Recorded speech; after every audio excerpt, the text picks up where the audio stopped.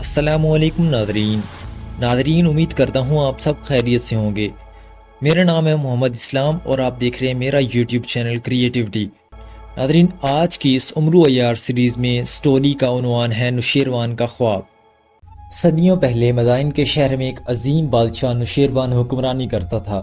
وہ بہت عادل اور رحم دل تھا۔ اس کے عہد حکومت میں ہر شخص خوشحال تھا اور ظلم و ستم کا نام تک نہ تھا۔ ایک رات بادشاہ نے خواب میں دیکھا کہ مشرق سے ایک کوا آیا ہے اور اس کے سر سے تاج چھین کر اڑ گیا۔ پھر مغرب سے ایک شاہین آیا، اس نے کوے کو مارا اور بادشاہ کا تاج واپس لا کر اس کے سر پر رکھ دیا۔ بادشاہ پریشانی کے عالم میں اٹھا۔ صبح ہوتے ہی اس نے وزیر کو بلایا جو خواب کی تعبیر جانتا تھا۔ وزیر حاضر ہوا۔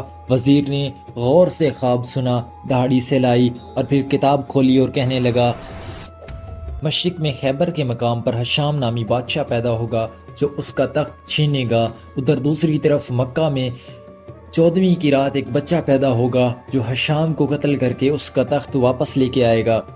نوشیروان خوش ہوا۔ اس نے وزیر کو قیمتی تحائف دے کر مکہ روانہ کیا۔ اس بچے کی پرورش ایسے کرنا جیسے ہمارا بیٹا ہو۔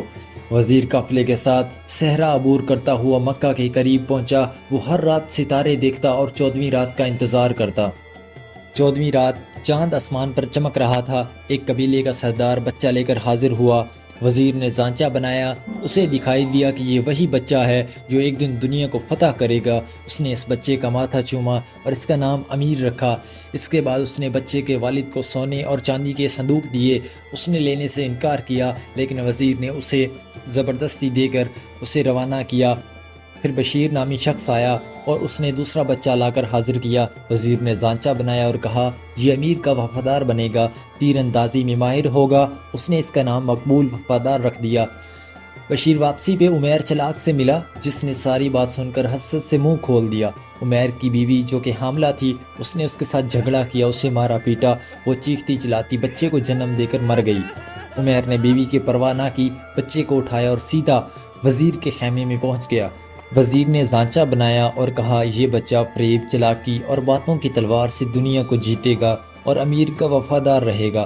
اس نے اس کا نام عمرو عیار رکھ دیا۔ بچہ رونے لگا۔ امیر نے اپنی انگلی اس کے منہ میں ڈالی، وہ انگلی کی انگوٹھی نگل گیا۔ بچہ خاموش ہو گیا۔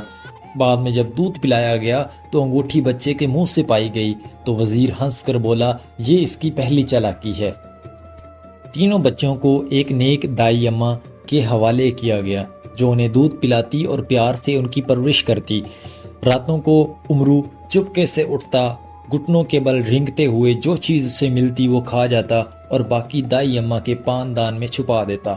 صبح ہوتے ہی چیزیں غائب ہوتی، شور مچتا اور تلاش کے بعد سب کچھ دائی اماں کے پان دان سے نکلتا جس سے وہ شرمندہ ہوتی۔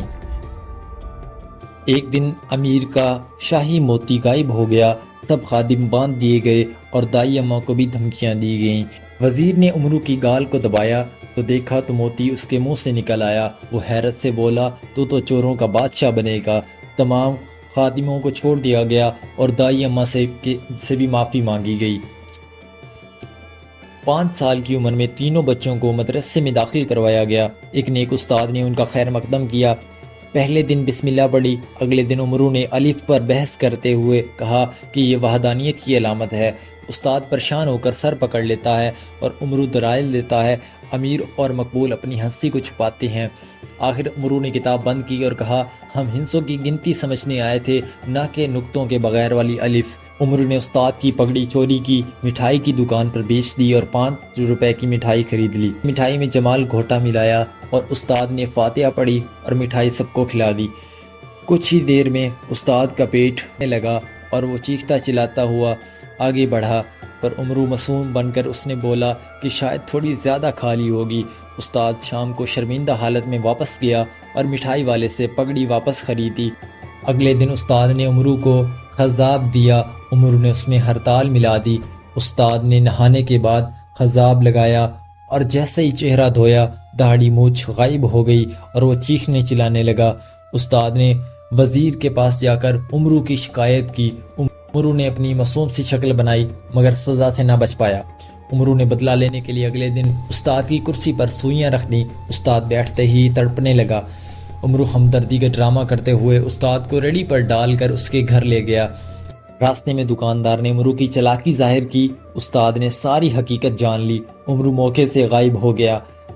کچھ عرصے بعد عمرو نے امیر سے کہا، اب اس شہر میں میرے لیے جگہ نہیں۔ امیر نے روتے ہوئے کہا کہ میں بھی تمہارے ساتھ چلوں گا۔